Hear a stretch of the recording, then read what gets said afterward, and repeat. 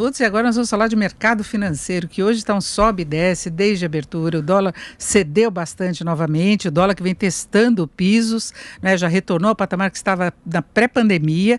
Bolsa de valores que teve uma performance excelente aí no geral, né, o saldo final que ficou dos últimos 2 meses, e agora em junho também em alta. Hoje já teve momentos aí em que recuou, agora a bolsa sobe 0,29, dólar sobe 0,46%, a cotação está em R$ 5,10.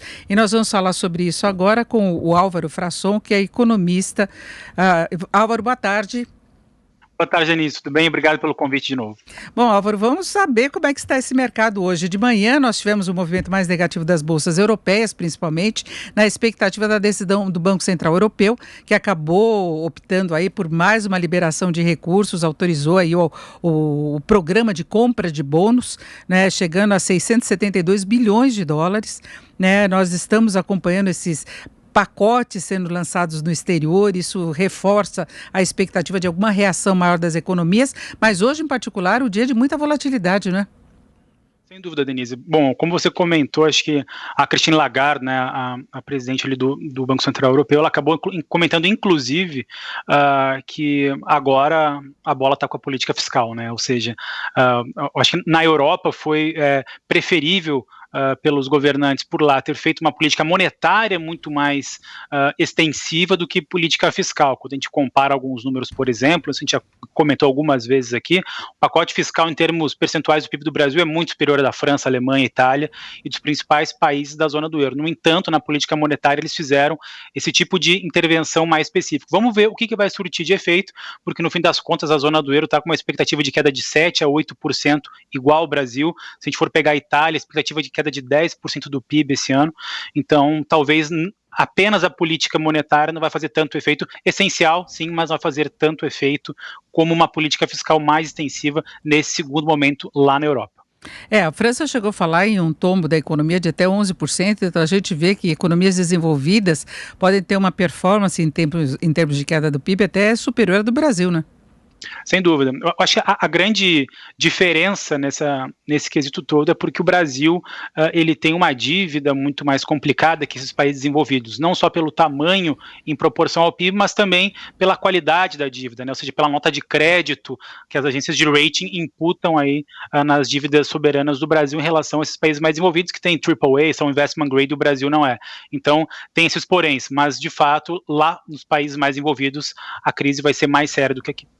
Agora, a gente vê essa animação toda do mercado numa aposta aí, tentando antecipar a recuperação que virá a partir da flexibilização que a gente está vendo em todo o mundo, inclusive aqui no Brasil. Mas, ao mesmo tempo, se tem um certo temor quanto ao impacto efetivo que tudo isso ainda vai ter sobre a economia, né? Se haverá essa reação que se espera, quanto tempo os números vão continuar negativos, com qual intensidade. Então, o mercado tende a passar por alguns ajustes, não? Na verdade, sim, eu acho que tem coisas positivas e negativas nisso tudo, né? Primeiro, acho que vale lembrar que a gente teve uma produção industrial no Brasil em abril, uma expectativa muito melhor, aliás, um realizado muito melhor que a expectativa. Se esperava que caísse em abril a produção industrial em torno de 30% em relação a março, e a queda foi em torno de 18%, ou seja, muito melhor que a expectativa. Isso, de uma certa forma, ajudou a animar a economia brasileira como um todo e também aí a Bolsa de Valores aí nos últimos dias. Claro que a flexibilização também anima muito o mercado, né? A volta às atividades, ao esse novo normal que está todo mundo falando. No entanto, assim, acho que tem um ponto a ser feito nisso tudo, porque o mercado financeiro, querendo ou não, ele é um agente muito curto prazista, né? Ele está interessado muito mais no curto prazo e no longo prazo ele vai precificar depois, né?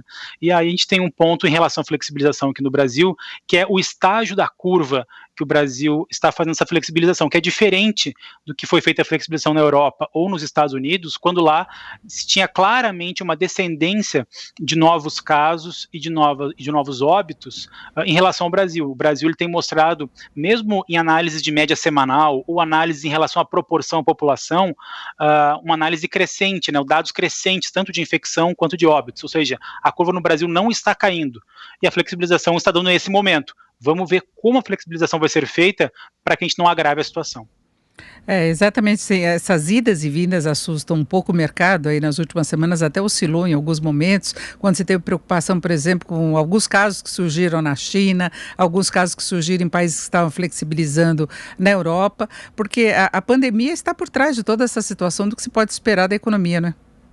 Perfeito. A gente tem, eu acho que a grande incerteza se deu pelo tamanho do isolamento aqui no Brasil. Então, por outro lado, a gente entende que é preciso sim voltar em algum momento, em algum dado momento, com alguma organização, com alguns protocolos a ser feitos, às atividades econômicas para que mais pessoas não percam o emprego. Vale lembrar que a nossa expectativa aqui do BTG Pactual é de 16% de taxa de desemprego, mas ela pode se elevar, inclusive para 17, 18 ou 19% num cenário mais pessimista aqui no Brasil.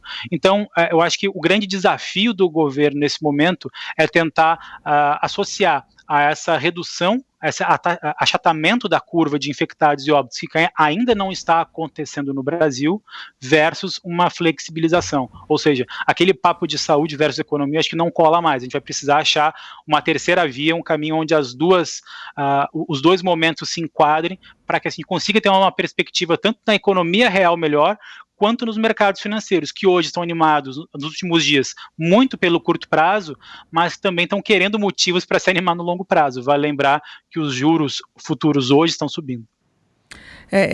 A gente tem essa inconsistência em relação aos dados, essa oscilação que a gente vê em vários aspectos. Você falou dessa questão dos juros, a expectativa ainda é de corte da Selic, porque a gente tem uma inflação muito baixa, exatamente pela perspectiva de um tombo muito forte da atividade, né? A atividade muito baixa, a inflação muito baixa, isso acaba jogando a taxa Selic para baixo, normal, é o que está acontecendo nesse momento. Mas o que a gente fala é que a taxa Selic é uma taxa de juros de curto prazo, e o mercado financeiro ele precifica a taxa de juros de curto, médio e longo prazo, ou seja, no mercado de curto prazo, o mercado precifica uma queda de 0,75 na próxima reunião, levando a Selic de 3 para 2,25. Nos últimos dias até escutei alguns economistas já falando em taxa Selic abaixo de 2%, porque a inflação deve ficar em torno de 1,5, 1,4, ou seja, teremos ainda um juro real positivo pequenininho, mas um juro real positivo. No entanto, quando o mercado olha a curva futura de juros, os contratos mais longos estão subindo, né? Ou seja, a curva de juros está mais inclinada, que é o que a gente costuma falar no mercado financeiro. Isso é reflexo que, por mais que toda a ajuda fiscal seja super importante nesse momento, mas vai lembrar que a gente vai ter que saber como pagar essa dívida e essa despesa daqui para frente. E como é que isso vai ser feito? Será que a gente vai precisar desfazer do teto de gastos? Se isso acontecer, vai ser muito ruim. E é por causa desses riscos que o mercado está inclinando mais a curva. Agora, falando nessa questão de juros, do que pode acontecer com as contas públicas, chamou a atenção positivamente a captação feita pelo Tesouro Nacional, né, junto ao mercado internacional, com juros mais baixos do que de captações anteriores, e houve uma diferença maior em relação aos títulos americanos, mas de qualquer modo houve uma receptividade, né? Perfeito. Eu acho que o governo brasileiro está aproveitando o atual momento para conseguir uma oportunidade de conseguir se endividar de uma forma mais barata no longo prazo. Que vai lembrar que antes da crise, o Tesouro Nacional estava estudando até títulos pré-fixados de 40, 50 anos.